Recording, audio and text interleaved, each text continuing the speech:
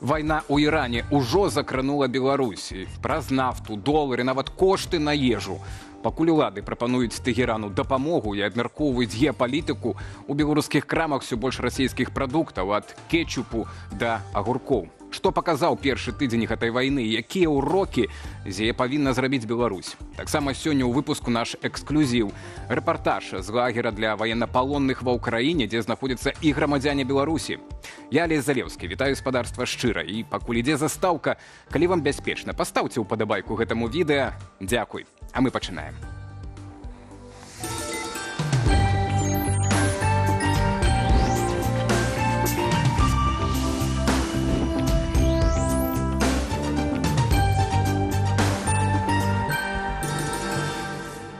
Мінуў першы тыдзень новай вялікай вайны на Блізкім Усходзе. І яе наступствы ўжо адчувае ўвесь свет.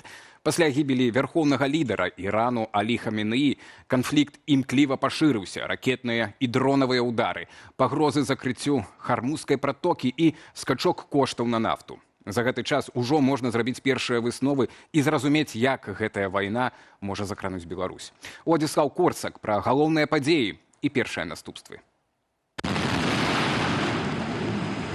Тыдзень таму авіяудар ЗША і Ізраілю забіў вярхоўнага лідара Ірану Алі Хаменеі.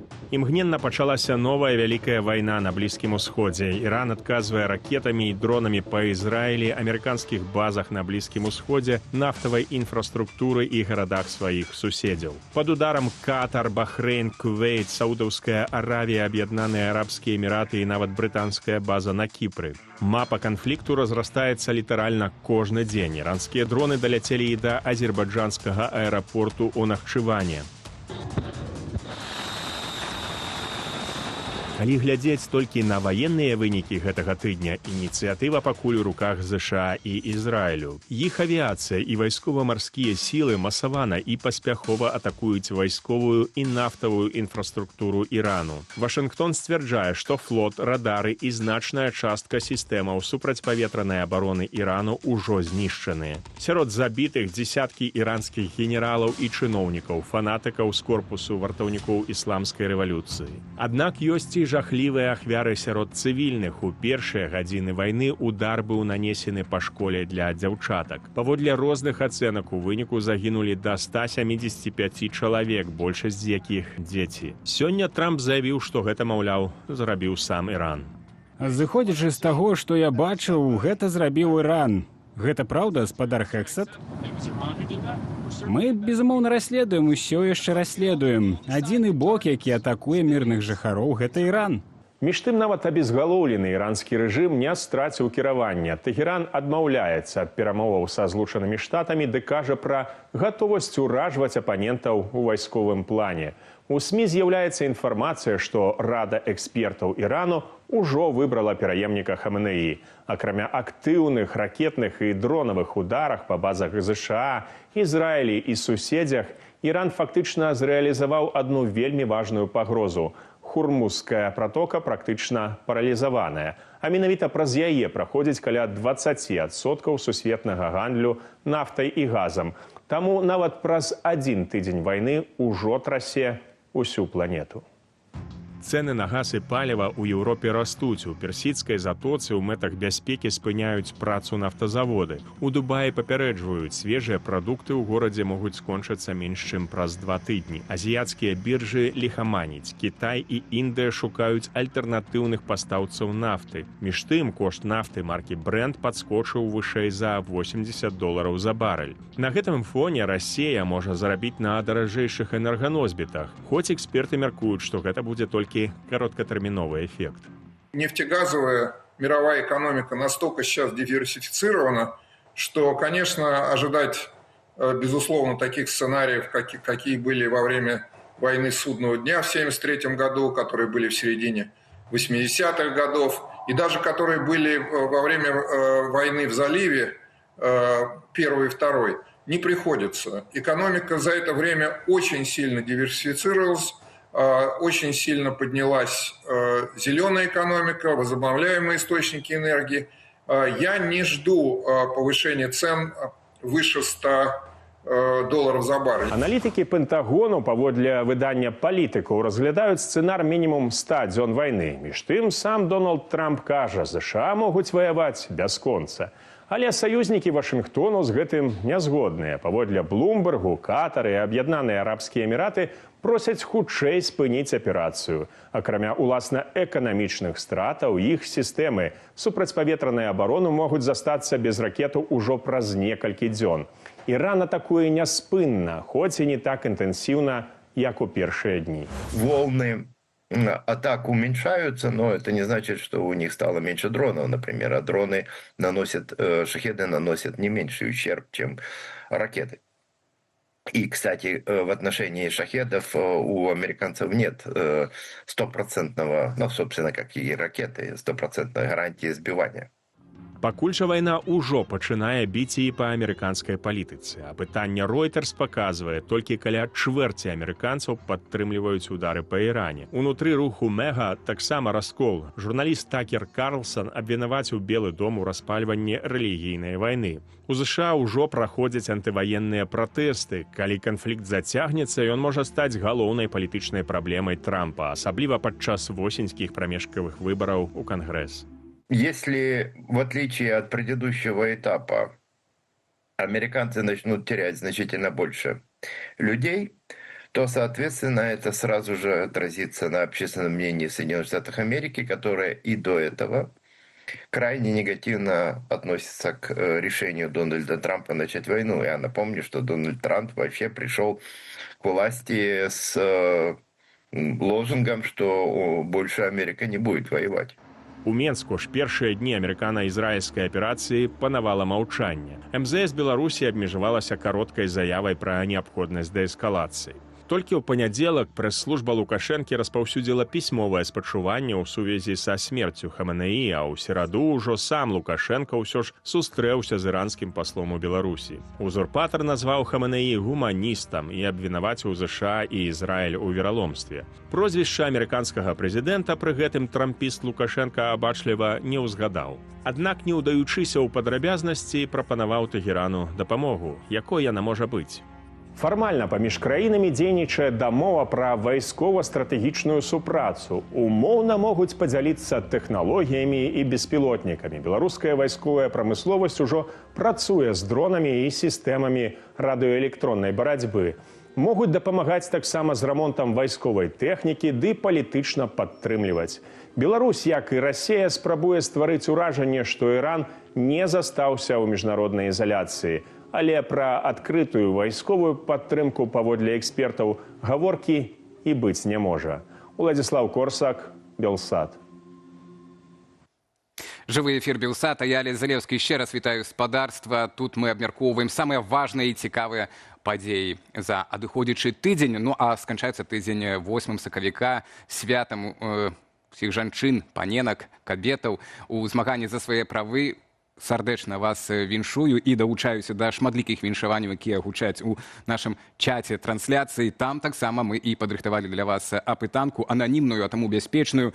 Ці змянілася за апошнія гады ўспрыманне жанчын у нашым грамадстве? Як вы думаеце? Я, напрыклад, прагаласаваў за варыянт так, таму што фактычна у нас з'явіліся не адна, нават шмат лідарак, і мы разумеем, што лідаркі ў нашай грамадстве могуць быць не толькі мужчыны, не толькі лідары, але і лідаркі. Хаця, можа, так яно і было раней, мы проста пра сябе не ведалі гэтага, а даведаліся толькі калі фактычна абралі ў 2020 годзе бальшынёй галасоў Святлану Ціхановскую. Так, што з гэтага атрымалася? Мы ведаем, это ўжо зусім іншая гісторыя. Мы ж вяртаемся да беларускіх урокаў вайны ў Іране, і дапамагаць нам разбірацца ў гэтых уроках будзе наш наступны спікер Ігор Тышкевіч, палітычны аналітык, беларускі з Киева, з Украіны, прынамсі, з намі на відэасувязі. Вечар добры вам, спадару Ігор. Цешымся, што... Добрый вечер. Все добра, ёсць сувязь. Пакуль, можа так, да беларускіх урокаў паставім такую кропку по актуальным падзеям у Іране, з таго, што я пабачыў апошнюю заяву Трампа з самалёта пра новую карту Ірана па выніках канфлікту. Нібыта карта Ірана можа змяніцца, сказаў Дональд Трамп. Пры гэтым войскі Азербайджана прыведзены ў поўную баявую гатоўнасць, а мы ведаем, што Азербайджан этнічная меншасць, так, зусім не меншасць, нават з'яўляецца ў Іране. Гэта ад 15 до 20 мільёнаў чалавек мае паходжанне азербайджанскае. Вось, нас чакаюць нейкія новыя павароты ў гэтым канфлікце, ці пакуль не ў гэты бок варта глядзець, калі казаць пра павароты? Спадар Ігар. Ну, глядзіце, пытанне ў тым, што Злучаныя Штаты Амерыкі разлічвалі на венесуэльскі кейс, што хутка будзе змена вышэйшага кіраўніцтва, астатнія пойдуць на нейкія дамоўленасці, і, адпаведна, гэта вайна не працягнецца доўга. Іран пры ўсёй аўтакратычнасці сістэмы, але там сістэма досыць цікавая, што ёсць вельмі жорсткія рамкі, якія вызначаюцца радай экспертаў, і верхоўны кіраўнік, ён толькі прадстаўнік гэтай рады экспертаў, таму што, дарэчы, ягонае рашэнне можа рада эксперты быць, скажем так, адмененае. А на нізавым узроўні ёсць пэўны плюралізм, таму што там ёсць шмат цячэнняў, шмат партый, шмат групаў, якія канкуруюць між сабой. І у такая сістэма рана ці позна она прыходзіць да інстытуалізацыі.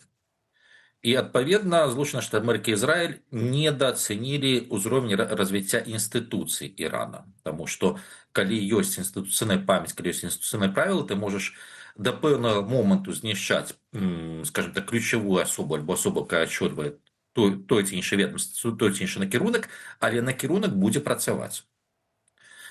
І гэта тое, што мы бачым фактычна сёння. Гэта не азначае, што ЗША і Іран і Ізраіль цалкам пацярпелі паразу, але можна сказаць, што іх план хуткай, умоўна кажучы, вайны на 3 дні, калі перайначыць Пуціна, ён праваліўся. Прычым праваліўся цалкам. Плана Б як такавога не было. І сведчаннем таму гэта альбо спробы зайсці пагаварыць з курдамі пасля адмова па курдам, альбо, скажем так, гаворкі пра магчымасць Азербайджана і Турэччыны, але тут таксама пытанне, ці будуць яны атакаваць. Таму Трамп все ж таки чакае, што скажем так, пэўны слой, пэўная група чынавенства і вайсковых Ірана, якія былі на сувязі з амерыканскай разведкай і з Ізраілем, што яны рана ці позна дарастуць, умоўна кажучы, да ўзроўня, калі яны могуць прымаць рашэнне. Ну, дарастуць, як калі цынічна казаць, пры ўмове, што ЗША і Ізраіль будуць працягваць знішчаць вышэйшае кіраўніцтва. Але што недацэнілі, гэта палітыку Ірана па маштабаванню гэтага канфлікта і выводу яго на не толькі рэгіянальную, але і сусветную праблему. Тым болей, што станам на сёння так, значная частка пускавых балістычных ракет знішчана, значная частка патэнцыяла знішчана, але я раю паглядзець на такую рэч, як статыстыка звычайных крылатых ракет дагукавых, якія Іран пакуль амаль не выкарыстоўваў, раз, і другое статыстыка знішчэння амерыканскіх радараў. Гэта і сістэма ТААТ, і сістэма ранняга папярэджання. І такое вельмі важна, таму што урокі зноў-такі украінскай вайны, што калі ты знішчаеш пэўную зону контроля радарам, колькі б там пускавых не знаходзілася, але гэта зона фактычна з'яўляецца, ну, такім, калі можна выказацца, аўтабанам для ракет нават не надта хуткіх, нават адносна спакойных. Таму, в прынцыпе, станам на сёння гэта да, гэта абмен ударамі, і гэтая праблема, яна выходзіць на больш шырокі ўзровень. І для Трампа, прашу прабачэння за таўталогію, гэта праблема, таму што праз месяц трэба ехаць у Кітай, размаўляць пра амерыкана-кітайскія адносіны, натуральна, што вайна ў Іране стане адным з пунктаў абмеркавання. Ну так, то бок вы таксама належыце так да тых экспертаў, которые все-таки лічаць, што это на тыдні як мінімум расцягваецца. Так, у нас гэта гісторыя, пакуль вось не будзе тых кантактных асобаў, так, з боку іранскага кіраўніцтва, пра якія вы кажаце. Калі казаць ўжо тады, можа, да беларускіх урокаў, мы бачым, што афіцыйны Менск вельмі асцярожны. Александр Лукашенко ні разу не прамовіў, і што гэта Трамп, так, это развязаў, это вераломнае ўварванне, так, там толькі была гаворка пра Ізраіль і ЗША. А дзяржаўная прапаганда пры гэтым такая амаль, ну, расейскую ўзяла лінію, такая вельмі антыамерыканская. Чаму Менск не можа вызначыцца з адным пасылам? Ці вось гэтая прапаганда, гэта так для Расеі паказаць, што мы все-таки ў вашым рэчышчы, але для Менску все-таки важней хіба што далейшыя перамовы з ЗША? Ну, тут крышку больш завязана інтарэсаў, таму што калі мы гаворым пра расійскую федэрацыю, парадокс у тым, што расійская федэрацыя, выступаючы на словах у абарону Ірана, фактычна яна атрымлівае бонусы ад зацягвання гэтай вайны. І на іранскім накірунку Расія так дзейнічала ўжо не першы раз. Я хочу нагадаць момант перад падпісаннем першай ядзернай сделкі. Прыблізна было тое ж самае. Расія на словах абараняючая Іран, але фактычна напрацавала на эскалацыю. Таму што станам на сёння, калі браць расійскі Уралс, ключавую нафту, то на сусветным рынку па характарыстыках гэтай нафты ёсць дзве краіны-канкуренты, якія выходзяць з вялікімі аб'ёмамі. Падобных гатункаў шмат, але дзве ключавыя краіны. Гэта Венесуэла і Іран. Венесуэльская нафта сёння замкнута на экспарце в Злучаныя Штаты Амерыкі і Кітай. Іран сёння не экспартуе. Адпаведна, попыт на Уралс падняўся, падымаюцца кошты на саму сырую нафту, і при бюджете Российской Федерации, які зверстаны по коште $59 за барель, станом на пазаўчора Юралс уже, скажем так, гандляваўся по 71. Плюс Індыя купляе, плюс Злучаныя Штаты Амерыкі вядуць перамовы, магчыма, часова зняць санкцыі з расійскай нафты. Таму і дадаткова гэта пытанне вайны в Украіне, перамовы па спыненню вагню, фактычна Пуціну не мае патрэбы сёння казаць не, выходзіць з працэсу, таму што Трампу не да таго. Таму Расія з'яўляецца асноўным выгадатрымальнікам. Беларусь тэарэтычна, скажем так, мае падтрымліваць Расію, але вот якраз таки у публічным рэчышчы гэта заява. Пры гэтым так, Лукашенко баіцца пакрыўдзіць Трампу, лічыць, што палітыка Трампа гэта хутчэй не інстытуцыйная, а гэта хутчэй палітыка эмацыйная адной асобы. Мне спадабалось, я штось зрабіў, не спадабалася, зрабіў іншым, так, на жаль, такія часы жывем. Але ёсць яшчэ інтарэсы. Да. Вы яшчэ хочаце пра інтарэсы? Ну давайте. Да, ёсць інтарэсы Індыі, Китая і той же самой Туреччыны, якая з'яўляецца канкурентам Ірана в рэгіёне. Туреччына, нагадаю, гэта адзін з ключавых хабаў па шчырым гандлі беларускімі таварамі. І адпаведна афіцыйны месц сёння вот на такой расцяжцы адразу на некалькіх накірунках, таму што скажаш лішняе слова, прылеціць непрыемна з любога, дакладней, адтуль, адкуль не чакаеш. Таму так, фармальна падтрымка, умоўна кажучы, расійскай рыторыкі, але актыўных дзеянняў, хутчэй за ўсё, не будзе. Так, пагаджаюцца нашы эксперты, таксама і наш сюжэт быў з падобным тэзісам. Спадар Ігар, неўзабаве вернемся да працягу дыялогу з ЗША. Акурат сёння Лукашенко пабываў в Макбаі, так бы, Макдональдсе. Добрая нагода для гэтага. А пакуль пра тое, што Лукашенко паспеў зрабіць пад шумок гэтай вайны. На гэтым тыдні штурмаў ці інакш былі увогуле вызвалены прынамсі 18 чалавек, але рэпрэсіі пры гэтым у Беларусі не спыняюцца. Падрабязнасці ў нашым матэрыяле. На гэтым тыдні рэжым вызваліў 18 асобаў. 15 з іх адбывалі пакаранне паводле так званых экстрэмісцкіх артыкулаў. Спецыяльны прадстаўнік прэзідэнта ЗША ў Беларусі Джон Коул гэты крок ацаніў. Гэта яшчэ адзін важны крок у адносінах паміж ЗША і Беларусю, паколькі прэзідэнт Трамп даручыў мне вызваліць усіх палітвязняў. Акрамя таго, паводле палітычнага аналітыка Аляксандра Класкоўскага, закулісныя перамовы працягваюцца, і новая група палітвязняў можа выйсці на волю ўжо ў найбліжэйшыя тыдні. Паступаюць звесткі і пра пэўныя паслабленні для асуджаных паводле экстрэмісцкіх артыкулаў, якія адбываюць пакаранне на так званай хатняй хіміі. У некаторых выпадках ім прапаноўваюць замяніць пакаранне на папраўчыя работы, аднак праваабаронцы адзначаюць, у гэтай схемы ёсць умовы. Каб атрымаць палёгку, чалавек мусіць добра зарабляць, бо дзяржава забірае ў палітычных 25% заробку. Калі ж заробак малы, на паслабленне могуць не пайсці. То бок выбар невялікі, калі ты бедны, застаешся ў дома пад наглядам. Калі маеш грошы, дзяржава гатовая пагуляць у гуманізм за твой кошт, рэзюмуюць у віцебскай вясне. Пакуль ідуць размовы пра магчымую адлігу, рэпрэсіі не спыняюцца. Стала вядома пра новыя прысуды. Журналістку Ціну Палынскую і яе дачку Маргарыту Рабіновіча судзілі на 2 гады калоніі і штраф за ўдзел у нібыта экстрэмісцкім фармаванні. Былая капітанка зборнай Беларусі па рэгбі Марыя Шакура атрымала хатнюю хімію. За нібыта садзейнічанне экстрэмісцкай дзейнасці 3 гады калоніі далі легендарнаму беларускаму музыку Олегу Хаменку. Раней людажэрскія тэрміны 14 і 12 гадоў адпаведна атрымалі былыя кіраўнікі баранавіцкага выдання «Інтэкспрэс» Владзімір Янукевіч і Андрэй Пакаленка. Паводле праваабаронцаў з вясны з 2020 года па так званым памілаванні былі вызваленыя або прымусова вывезеныя з краіны 605 палітвязняў. Але за той жа час каля 4500 чалавек атрымалі статус палітвязня. Толькі на гэтым тыдні рэжым дадаў у спіс экстрэмістаў яшчэ 20 асобаў. Цяпер у ім больш як 6300 прозвішчаў. Мы делаем все для того, чтобы на нашей земле был мир и порядок.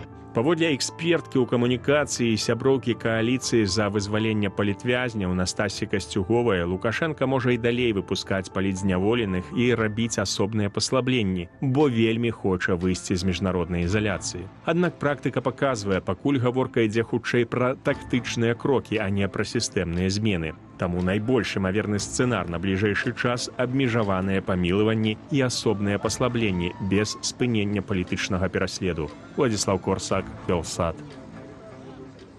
Белсат, гэта жывы эфір, спадар Ігор Тышкевіч, палітычны аналітык з намі на відэасувязі. Як вы ацэньваеце так, вось тэзіс наш, што рэпрэсіі працягнуцца, так?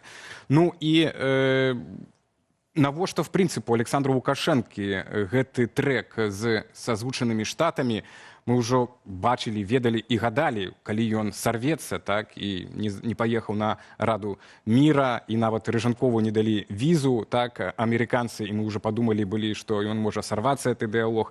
Былі падумалі, што можа стаць на паўзу гэты дыялог, бо пачалася вайна ў Іране, а зноўку не. Мы бачым, што афіцыйны Мінск, што Лукашенка асабіста вельмі трымаецца гэтага так званага трэку перамоўнага. Чаму, на вашу думку, якая вось для Лукашенка ёсць канцавая мэта гэтага? Ну, таму што гэта пытанне выжывання рэжыму, палітычнага рэжыму. Не кажу застацца Лукашенка пры ўладзе ці не застацца, таму што я па-ранейшым перакананы, што ідзе падрыхтоўка да ўсё ж такі транзіту ўлады бліжэйшымі гадамі. Але гэты транзіт магчыма тады, калі ты ўпэўнены ў будучыні. А чаму амерыканскі трэк? З аднаго боку, гэта легітымізацыя менавіта палітычнай канструкцыі. А з другого, гэта магчымасць правесці транзіт якраз такі пад шырмай быццам бы дэмакратызацыі. Ну, стварыць нешта кшталту нават дыялоговай пляцоўкі, там частка апазіцыйных групаў для паказухі, гэта таксама не праблема. А трэцяе, гэта пытанне больш шырокай выхаду з ізаляцыі і ў тым ліку балансаванню ўплыву асобных краін. Таму што амерыканскі трэк прынес Лукашэнку тую ж самую Раду міра, дзе так, ён не паехаў, Рыжанкова не прынялі, але сярод заснавальнікаў на сайце Рады міра Лукашэнка ёсць. І тут я давайте нагадаю адзін вельмі просты факт. Гэта заява Трампа і ягонае жаданне, каб Украіна ўсё ж такі аддала частку сваіх земляў, а менавіта Данецкую вобласць, пад нейкую вольную эканамічную зону, якую будзе кіраваць Рада міру. І што ў такім выпадку Лукашенка можа атрымаць? Але гэта ўсё якраз такі вытворна ад амерыканскага трэку. Калі ён застаецца ў гэтым трэку, то ў такім выпадку пытанне адказнасці за 22 год яно падвісае.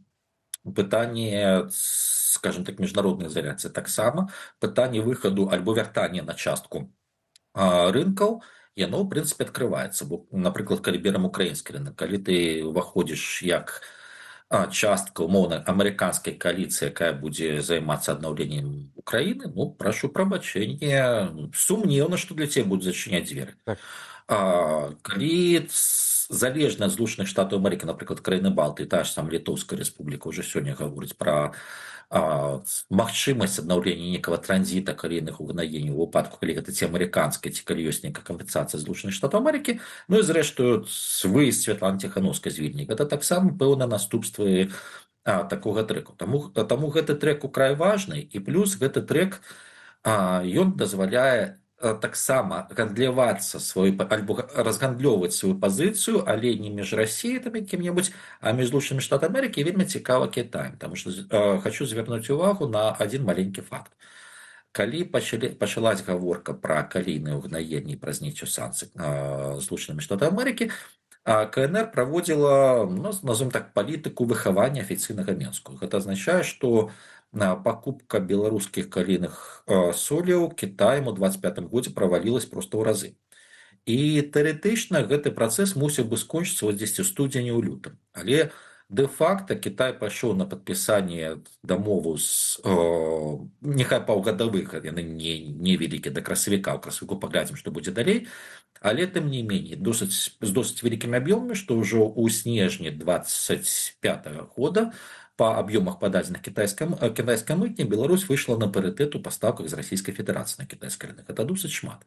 Практычна паритет, прошу прабачэння. Таму да, гэта ў тым ліку акупаецца, гэта магчымасць такім чынам спрабаваць прадаць сябе адразу двум гаспадарам. Спадар Ігар, на жаль, час абмежаваны, а вельмі хочацца вам задаць гэтае пытанне. Вось калі можна на яго коротка казаць, калі ёсць такі адказ кароткі на яго, вось датычна таго, што як міжнародная адзін з урокаў гэтага Ірана, вайны в Іране, што як міжнароднае права не працуе, так, ці інакш, як права моцнага, так, цяпер нармалізавана, так, і сілавыя сцэнары нармалізаваныя, так, у міжнароднай палітыцы міжнароднае права фактычна ў дадзеным гэтым выпадку не працуе з Іранам. Ну і ці робіць гэта Беларусь больш уразлівай, так, бо фактычна, калі Трампу можна, то і чаму Пуціну нельга, датычна той жа Украіны і датычна Беларусі. То бок агулам для нашых краінаў это так сабе навіны. Трамп свядома вядзе палітыку па руйнаванню старога сусветнага парадку. Яшчэ раз, раней Злучаныя Штаты Амерыкі гэта рабілі прыхована, карыстаючыся у тым ліку нейкімі лозунгамі пра каштоўнасць, пра дэмакратыю. Зараз не. Трамп гаворыць, в прынцыпе, праўду. Ён руйнуе сусветны парадак, які перастаў працаваць досыць даўна. Для рэжыму Лукашэнкі гэта магчымасць, скажем так, з аднаго боку адскачыць ад праблемаў, якія з'яўляліся ў выніку парушэння правілаў вось якраз такі суіснавання дзяржаваў. А з другого боку, калі мы гаворым пра краіну Беларусь, да і не толькі Беларусь, пра ўсе краіны, так, на жаль, гэта час новых выклікаў. Альбо ты спрабуеш выбудаваць рэгіянальныя іншыя альянсы, сістэмы дамоўленасці, каб застацца на плаву, альбо тебе з'едаюць. Гэта, на жаль, праўда.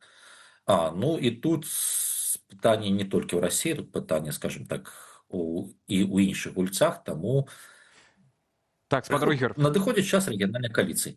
Вось, спадар Ігар, і гэта таксама адзін з урокаў, я лічу, вайны в Іране. Мы бачым, што ніводная суседняя краіна не падтрымала Іран, не салідарызавалася, так, з ім, бо перад гэтым Іран, як і Беларусь, зрэшты, ў нашым рэгіёне расварылася з усімі суседзямі. Дзякуй вялікі за размову. Ігар Тышкевіч, палітычны аналітык, быў з намі на відэасувязі. Мы імчымся далей. Так, ужо трошки было ад спадара Ігара пра эканоміку. Лукашенко задумаў рэфармаваць сістэму асвойвання датацый у сельскай гаспадарцы калгасам і саўгасам, што паказваюць патэнцыял, дапамагаюць, будуць грашыма наўпрост на рахунак, бо каму не ім ведаць, на што патраціць гэтыя сродкі. Што яшчэ адбылося пад шумок вайны, на фоне вайны, эканамічныя падзеі і наступствы гэтай вайне ў нашым наступным сюжэце ад Юліі Цельпук. Беларусы цалкам забяспечваюць сябе гуркамі і таматамі ў сезон. Але ў міжсезонне вырошчваць у цяпліцах дорага. Таннейшая для спажыўца завезеная ў Беларусь гародніна. Пакуль сябры Лукашэнкі Дзмітрый Цяцерын не збудаваў каля Менску абяцаных энергаашчадных кітайскіх цяпліцаў, надалей імпартуем. Высветлілася, што не толькі з цёплай Турэччыны і Сярэдняй Азіі. Беларусь цяпер галоўная пакупніца расійскіх свежых агуркоў, а таксама таматаў у выглядзе кетчупу. Себестоимость огурцов, помидор отличается именно потому, что энергоресурсы в России дешевле. И плюс еще подход. В Беларуси это все равно крупные предприятия государственные. Это те же самые колхозы, которые были и раньше. А в России, как и в Польше, это частник работает. Вроде бы союзное государство, да, Но в этом союзном государстве у одних есть, у других нету. Беларусь ператварылася з экспарцёра свініны ў перапрацоўчы цэх для расійскага мяса. Праз афрыканскую чуму пагалоўе свіней імкліва скарачаецца. Каб каўбаса на паліцах не зрабілася залатой, а мясакамбінаты былі загружаныя працай, улады дазваляюць бязмытны імпорт свініны. Дзяржава працягвае пампаваць грошы ў падтрыманне сельскай гаспадаркі. Летась з бюджэту вылучылі каля 8 мільярдаў рублёў у выглядзе датацыяў ды ільготных крэдытаў. Плюс добраахвотна прымусовая шэфская дапамога. Таких промышленных предприятий у нас хватает. Они бы уже это закончили. Лукашенко таксама прапанаваў адсунуць менскіх чыноўнікаў ад размеркавання грошай на сяле. Дырэктары гаспадарак пад наглядам мясцовых уладаў будуць самыя вырашаць, куды траціць дзяржаўныя грошы. Здавалася б, больш свабоды, але пакуль грошы не ў руках прыватніка, іх не будуць выкарыстоўваць празрыста, кажа эксперт і згадвае жывы прыклад. В милицию надо было машину купить, а в бюджете денег не было. И вот заставили колхоз купить машину, семерку, в то время 20 лет назад было, «Жигули», передать ее РОВД, милиции, а за это ему дали бюджетных денег на топливо в 2 раза больше, чем надо. То есть, по большому счету, просто колхоз подарил милиции машину, а ему дали бюджетные деньги на топливо. Гандлёвы баланс аграпрамысловага комплексу Беларусі, аднак, заўсёды прыбытковы. Галоўным чынам за кошт экспарту птушкі, ялавічыны і малака, ну і гіганцкіх датацыяў. Агулам жа ў эканоміцы сальда вонкавага гандлю таварамі летась зноў было адмоўнае. Прадалі на 212 мільёнаў долараў менш, чымся набылі. Асноўныя грошы з'ядае менавіта расійскі імпарт. На гэтым тыдні эканоміка рэжыму паўстала перад новым выклікам. Вайна на Блізкім Усходзе і часовыя абмежаванні ў пастаўках нафты з Ірану выклікалі глобальную паніку. Інвестары набываюць долары як самую надзейную валюту. Долар расце, беларускі рубель спаўзае ўніз. Зніжае курс таксама палітыка Минфину России. Минфин приостановил продавать иностранную валюту в рамках бюджетного правила. Поэтому и мы видим динамику снижения курса российского рубля, ну, соответственно, белорусского рубля. Причем, если посмотреть вот за неделю, да, там, с пятницы по пятницу, то примерно вот именно процент девальвации, да, и российского рубля по отношению к доллару, и белорусского рубля по отношению к доллару, они вот примерно на одинаковом уровне, где-то 2,5%. Расійская валюта ў сярэднетэрміновай перспектыве можа ўзмацніцца, бо цэны на нафту вырастуць. Адпаведна, павялічацца даходы ад нафтагазу, а беларускія НПЗ стануць прадаваць нафтапрадукты за вышэйшыя цэны. Для звычайнага беларуса гэта дрэнная навіна. Скорее всего, через какой-то определенный период времени возможно, да, подорожание и бензина в Беларуси, но, скорее всего, мы увидим такую же ситуацию, как это было в 2022 году, когда власти просто периодически на несколько копеек повышали цену бензина. Вайна на Блізкім Усходзе паўплывае і на цэны імпартных тавараў ды харчоў. Тыя ж сезонныя агуркі і таматы з улікам даражэйшай лагістыкі прыбавяць у цане. Юлія Цельпук, Белсат. А вось з гэтым апошнім тэзісам наш наступны госць акурат згодны. А з чым не згодны? З нашага сюжэта пытаемся мы у гаспадара Александра Кныровича, вядоўца праграмы «Атмасфера» на Белсаце, які ўжо ў нашай студыі. Вітаем. Добрый вечер. Пачнем, можа дадаць так, з чым згодны, з чым не згодны у гэтым сюжэце, ваша экспертыза. Ну, вы ведаеце, канешне, той крызіс, які завязаў Трамп на Блізкім Усходзе, канешне, ўплывае на цану на нафту, ёсць розныя прагнозы. І мы ў атмасферы казалі, што вельмі істотна сачыць за тым, што адбудзецца да 20 сакавіка ці пасля яго. Але наўпростага такога ўплыву на кошты ў Беларусі, канешне, няма. Ну, няма такім хуткім тэрміне. Чаму няма? Таму што я нагадаю нашым гледачам аб тым, што прыкладна год таму ў Беларусі падняліся цэны на паліва адразу на 16%, што ніяк не было звязана з коштам нафты. Гэта было рашэнне Лукашэнкі, рашэнне ўраду.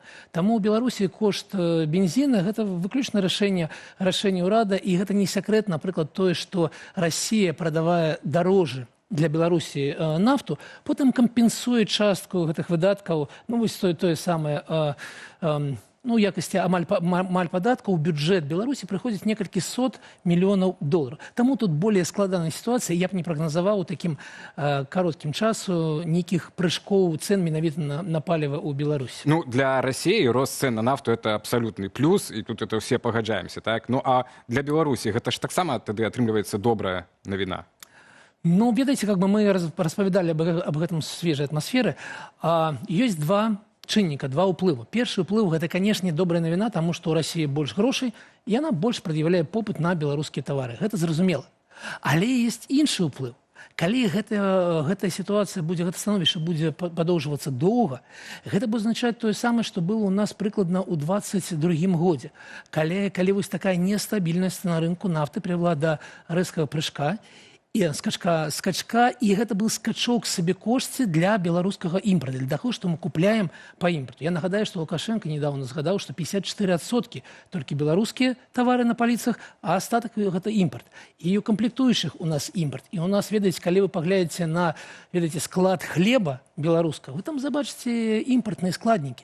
Таму вось у гэтым небяспека, што калі будзе доўга вайна, то будзе падвышэнне сабекошта менавіта імпарту. Доўга гэта тыдні ці месяцы? Ну, вы ведаеце, калі паглядзець на тое, што пішуць адмысловыя аналітыкі на рынке нафты, што запасы, якія ёсць назапашаныя, прыкладна на 2 тыдні. Гэта азначае тое самае 20 сакавіка, то бок Трамп павінен скончыць, ну, не тое, каб баявыя дзеянні, а такія знешнія.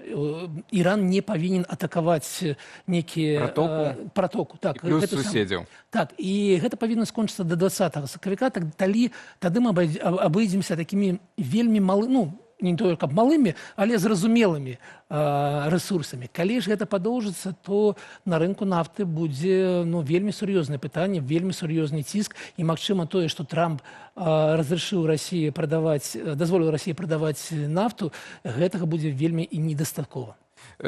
Шановне господарство, і сапраўды спадар Александр анансаваў ужо так сваю атмасферу, она выйшла сёння раніцай, глядзіце на нашым YouTube, там вельмі шмат менавіта канкрэтных наступстваў вайны в Іране для Беларусі. Мы ж звяртаемся да пытання, якое не было асветлена ў гэтым выпуску. Вось вы сказалі, што 54%, так, у нас там у некаторых прадуктах нават хлеб з імпартных складнікаў складаецца. Затое сёння Александр Лукашенко наведаў Макбай, так, калісьці Макдональдс, і заявіў, што там ужо 96% это локализовано ў Беларусі. То бок бюргеры, Макдональдс мы цалкам навучыліся рабіць. Ну і сёння прапаганда выдала вялікае шоу з этой нагоды.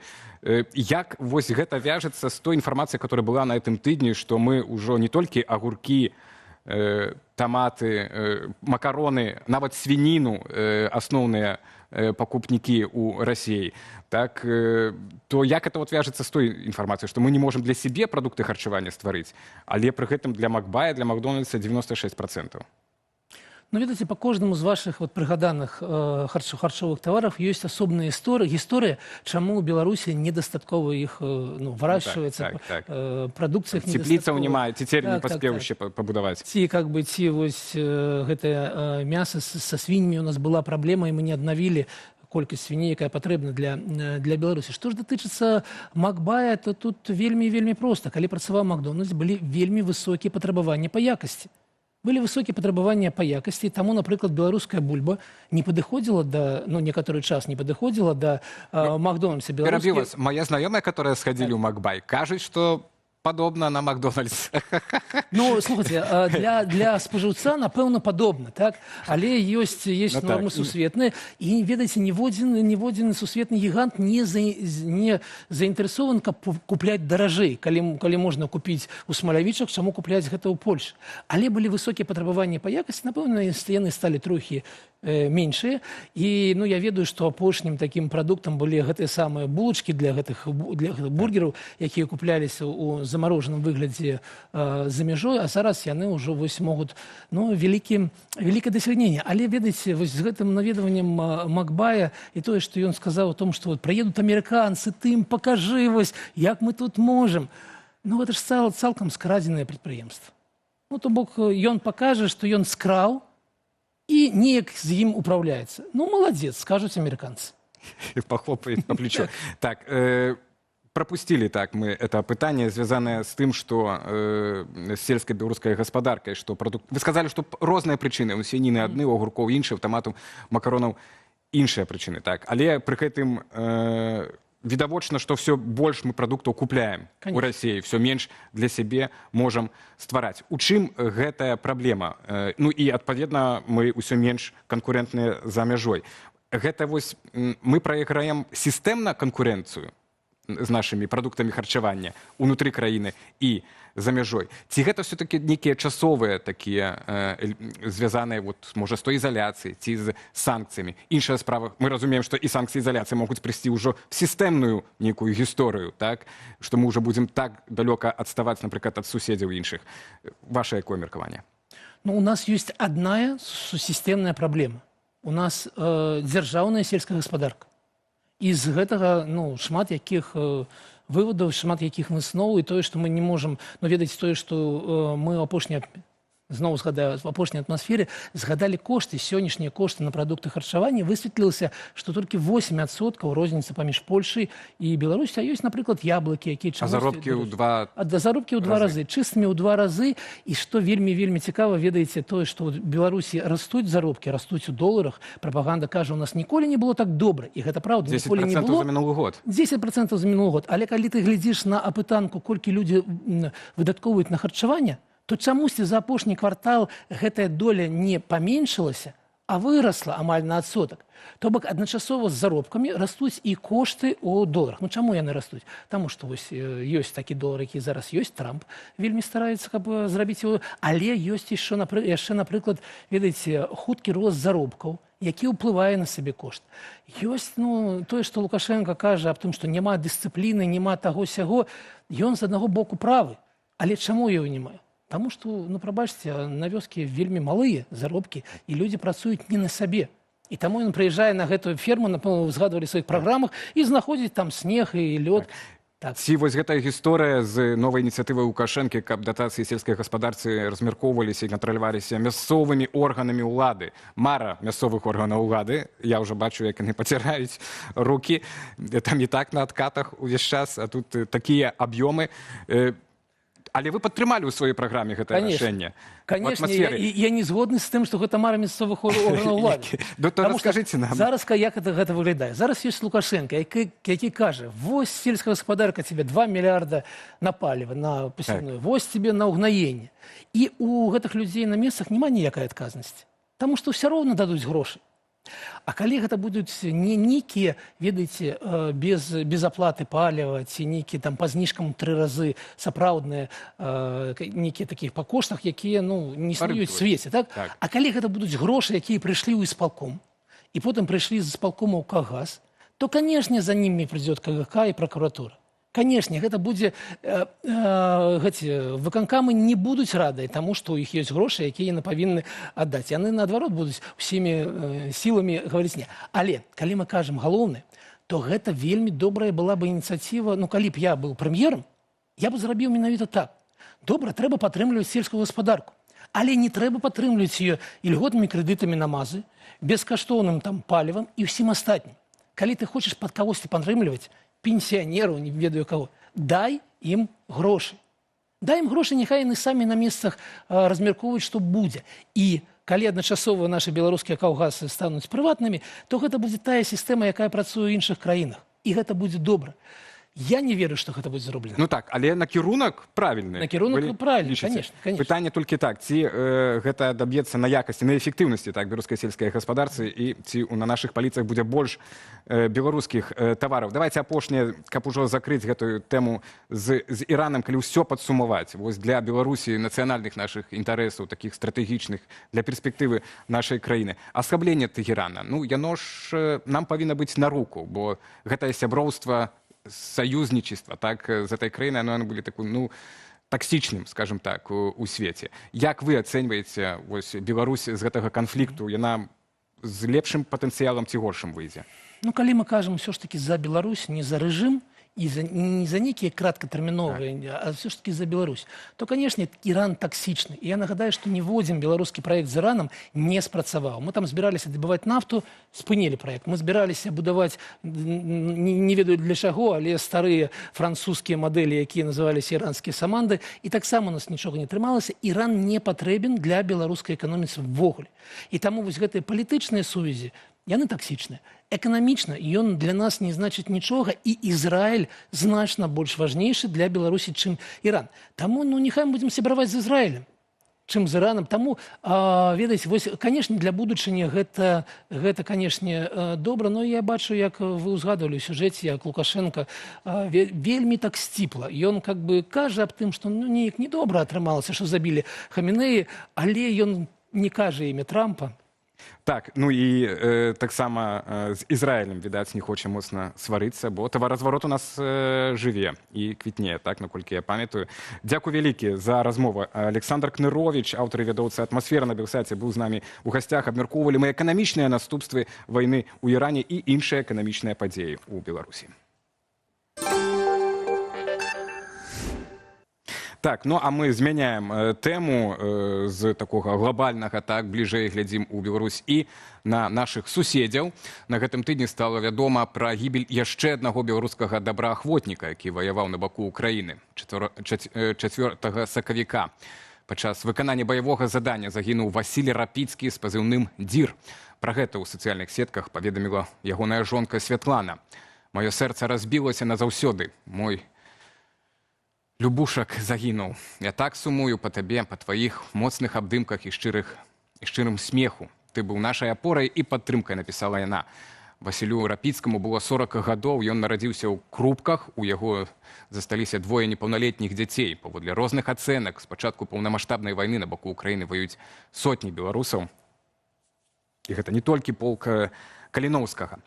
Ёсць і іншы бок гэтай вайны. Частка грамадзян Беларусі падпісала кантракт з расійскім войскам і апынулася на фронце супраць Украіны. Некаторыя з іх сёння знаходзяцца ў палоне.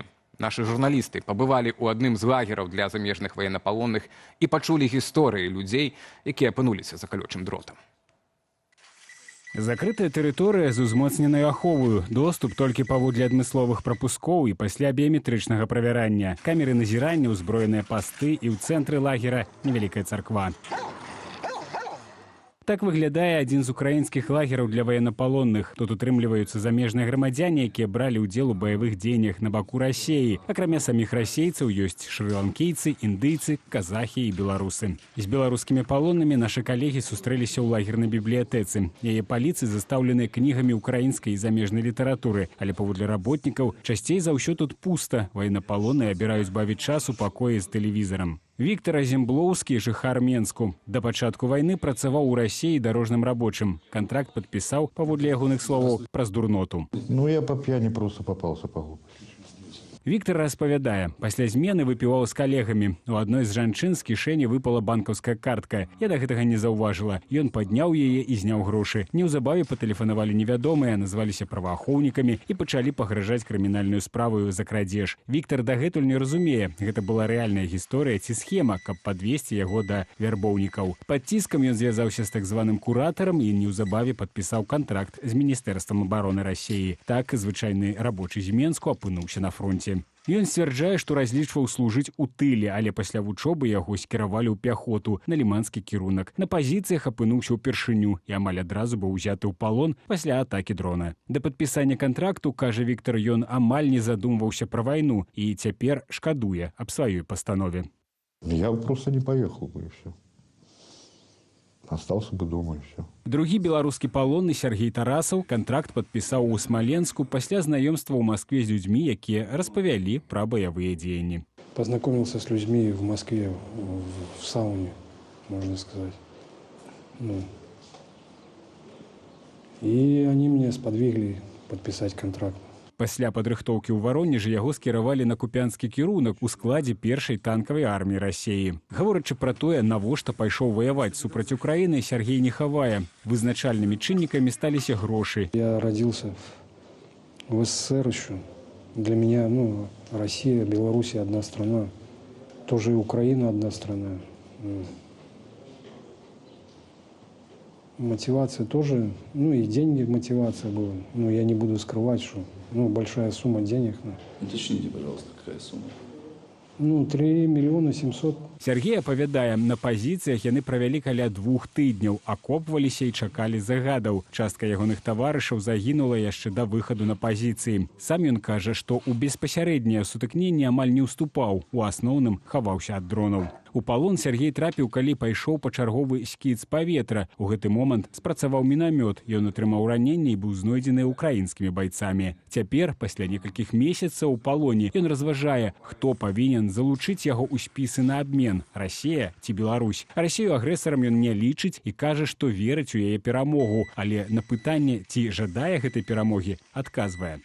Нет. Больш за паўгода Сергей і Віктор перабываюць у лагеры для ваеннапалонных. Яны працуюць у цэху вытворчасці садовай мэблі і атрымліваюць менш за $10 у месяц. У лагеры дзейнічае сталоўка з трохразовым харчаваннем. У гэтых сценах некаторыя чакаюць абмену гадамі. Кожны дзень тут аднолькавы. Праца, сон, сталоўка. Гісторыі Віктора і Сергея паказваюць, як адна неабдуманая пастанова можа абярнуцца гадамі пазбаўлення волі. Выпадковая сустрэча, спантаннасць, абяцанне грошай і чалавек апынаецца ў месцы, дзе кожны дзень падпарадкаваны чужым правілам. Вячеслав Лакомкін, Віктор Ляўчук, Белсат, Украіна. Так, ну і нягледзячы на вайну у Іране і паўзу ў мірных перамовах паміж Расіяй і Украінай, якім пасярэднічае ЗША, на гэтым тыдні адбыліся абмены ваеннапалонных, не нашых герояў, што праўда, але адбыліся. Адзін раз 200 на 200 і другі раз 300 на 300. На тэрыторыі Беларусі гэта ўсё адбывалася. Мы ж змяняем ужо, завяршаем і звужаем наш сённяшні эфір да тэмы 8 сакавіка. Міжнародны дзень салідарнасці жанчын у барацьбе за свае правы. Але для многіх беларусак гэты дзень праходзіць за кратамі. У жаночай калоніі нумар 4, напрыклад, на 8 сакавіка асуджаныя атрымліваюць падарунак – 1 гадзіна дзённага сну. Паводле звестак праваабарончага цэнтру «Вясна», цяпер у беларускіх турмах знаходзіцца 164 палітычныя зняволеныя жанчыны. Сярод іх 25 былі асуджаныя, ведаеце за што? За падтрымку Украіны, то бок фактычна за антываенную пазіцыю. 33 па так званай справе дваровых чатаў, то бок тыя, которые былі у чатах свайго двара, пад'езда. 16 за салідарнасць з палітвязнямі. Як правіла, гэта за перадачы, звычайныя перадачы, якія падтрымкі палітвязням ці сем'ям палітвязням. І яшчэ 10 па справе Гаюна. Ну, гэта таксама фактычна за падтрымку Украіны. Сярод зняволеных ёсць і журналісткі, і праваабаронцы. За сваю дзейнасць працягваюць адбываць тэрміны Наста Лойка і Марфа Рабкова, наша калега Екатерина Андреева. Агулам з 2020 года па палітычных крымінальных справах у Беларусі былі асуджаныя не менш як 1917 жанчын. Яшчэ больш за 9400 сутыкнуліся з адміністрацыйным пераследам, арыштамі і штрафамі. Пра тое, як за апошнія гады змянілася роля жанчын у беларускім грамадстве, пагаворым з даследчыцай гендернай тэматыкі Ірынай Сідорскай. Вечар добры вам, спадарыня Ірына. Прывітанне. Ну вось, думаў пачаць ад пытання, як вас віншавалі з 8 сакавіка у дзяцінстве, а як сёння павіншавалі? Ці ёсць розніцы, ці для вас ёсць розніца ў спрыняцця гэтага свята? Безумоўна, ёсць. І, канешне, я таксама вырасла ў такой досыць патрыархальнай мадэлі у Савецкім Саюзе, і там гэта был зусім рытуал. Гэта было як быццам свята пяшчоты, прыгажосці, пачатку вясны і гэтак далей. А зараз, мне здаецца, мы вяртаемся да сапраўднага сэнсу гэтай даты. І зараз вы назвалі гэта дзень салідарнасці з жанчынамі, дзень барацьбы за правы жанчын. І менавіта гэта і ёсць сэнс сённяшняга дня. І мне вельмі прыемна, што і ў такой персанальнай камунікацыі, і ў камунікацыі ў сацыяльных медыа, ну, безумоўна, сёння значна больш, нават, я б сказала бы, не віншаванняў, а менавіта можа пажаданняў і абяцанняў з боку мужчын падтрымліваць жанчын у барацьбе за іх правы. І ўсё ж такі словы пра тое, што жанчыны гэта безумоўна моц, і жанчыны павінны мець правы, павінны мець магчымасці, і павінны, і мы ўсе змагаемся за тое, каб усе людзі мелі роўныя правы, і жанчыны тут не выключэнне. Гаспадарства, мужчыны чулі, вось якімі тэзісамі можна віншаваць, так, база, віншаваць жанчын сёння, так, правільна. Ну і мы пытаемся ў нашым чаце трансляцыі, вось вы кажаце пра то, як змянілася стаўленне да свята, а мы пытаемся, як змянілася за апошнія гады ўспрыняццё жанчын у беларускім грамадстве, іх роля, так. Ну і у нас тут ёсць 3 варыянты адказаў, так, змянілася, не змянілася, і не ведаю. На мою асабістую думку, змянілася. Яно, як бы, фактычна змянілася постфактум таго, што адбылося ў 2020-м, калі, па-першае, жанчына перамагла ў выбарах, і за гэтай жанчынай, там, ну, можна сказаць, што і мільёны беларусаў выйшлі, так, фактычна яе падтрымаць, так, і тая ж самая салідарнасць, пра якую вы кажаце. Ну і цяпер для беларускага грамадства гэта норма, калі ў нас ёсць жанчыны-лідаркі. Вось, на маю думку, гэта змена стаўлення. Як вы ацэньваеце? Ці змянілася што? Згодная з вами, безумоўна, 20-й год паказаў, што беларускія жанчыны могуць, ну, дакладна ўсё, і гэта сіла, гэта моц, гэта салідарнасць, гэта падтрымка, гэта разуменне палітычных правоў, гэта не толькі твары, не толькі сімвалы пратэсту, але гэта лідаркі пратэсту, гэта арганізатаркі пратэсту. І вось менавіта тое, што гэта было так бачна і так паказальна, я думаю, што гэта адна з прычын таго, чаму вось зараз мы і маем гэты год жанчын. Што я маю на ўвазе? Лукашенко не можа ні ў якім разе перагарнуць старонку, яму вельмі не падабаецца вось гэты сучасны вобраз беларускіх жанчын, жанчын у 20-м годзе, жанчын пасля 20-го года, і вось усе яго спробы гэтага дзяржаўнага года жанчын, гэта спроба перапісаць вобраз жанчын, вярнуць жанчын да іх як бы такой традыцыйнай ролі. Быць маці, быць памочніцамі, быць працаўніцамі, але галоўнае быць лаяльнымі уладзе і персанальна Лукашэнке, не быць вось такімі крытычнымі, не быць патрабавальнымі, не быць са сваёй думкай, са сваёй пазіцыі, а вярнуцца вось да такога, ну, да такога традыцыйнага, да такога лаяльнага вобразу, як хацела бы сёння ўлада. Але, ну, гэта не атрымаецца. Ну, пабачым, але што атрымаецца, спадарыня Ірына? Ну, па логіцы падзеі атрымаецца некая сумесь. І мне здаецца, вось гэтыя наратывы такія, ну, сярэднявечныя, так, ці там мінулага стагоддзя, афіцыйныя, яны будуць змешвацца вот з гэтымі неафіцыйнымі, ну, і такі, ну, нешта ж з гэтага атрымаецца, і жанчыны ў Беларусі будуць і такімі, і такімі. Зразумела, грамадства ж неаднароднае, мы ўсе розныя, і, безумоўна, і жанчыны, і мужчыны па-рознаму глядзяць на ўсе пытанні, на ўсе сітуацыі, якія ўзнікаюць у грамадстве. Канешне, было б добра, калі б у Беларусі, як у усялякай нармальнай краіне, былі б сацыялагічныя даследаванні, якім можна было б давяраць, каб гэтыя даследаванні правадзіліся сістэматычна, каб мы бачылі дынаміку, каб мы з вами зараз вось не рабілі гэтыя як бы свае ўласныя ўяўленні, а маглі б абапірацца на дадзеныя гэтых даследаванняў, на лічбы, але зразумела, што так, ёсць частка грамадства, якая, ну, вельмі тут прагрэсіўная, вельмі сучасная у сваіх падыходах. Ёсць частка грамадства, ну, якая прытрымліваецца досыць кансерватыўных роляў,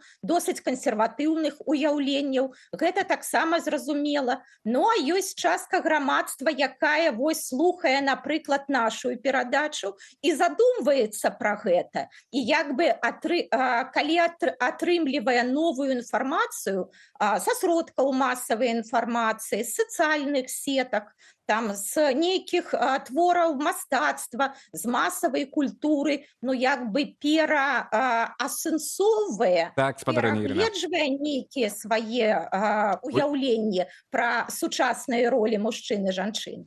Асабліва пасля вось размовы з вами. Дзякуй вялікі. Ірына Сідорская была з намі на відэасувязі. Медыйная актывістка, так і гендерная даследніца, была выкладчыца БДУ. Ну і размаўлялі мы пра ролю жанчын сёння і пра ўспрыняццё жанчын у беларускім грамадстве. Напрыклад, паводле нашай аўдыторыі, калі завяршаць апытанне, кожны трэці лічыць, што такое ўспрыняццё змянілася. Амаль палова сцвярджае, што не, все засталося так традыцыйна і як было, ну і кожны чацвёрты не мае адказа. У любым выпадку сёння добры дзень, каб сказаць дзякуй жанчынам за сілу цярпення і паабяцаць ім падтрымкі ў іхнай барацьбе за свае правы, ну і парадавацца разам, нягледзячы ні на што, зноў прыйшла вясна. Дзякуй, гаспадарства, таксама за ўвагу, вашыя лайкі і каментары. Зычу ўдалага вечара і да сустрэчы ў наступных эфірах.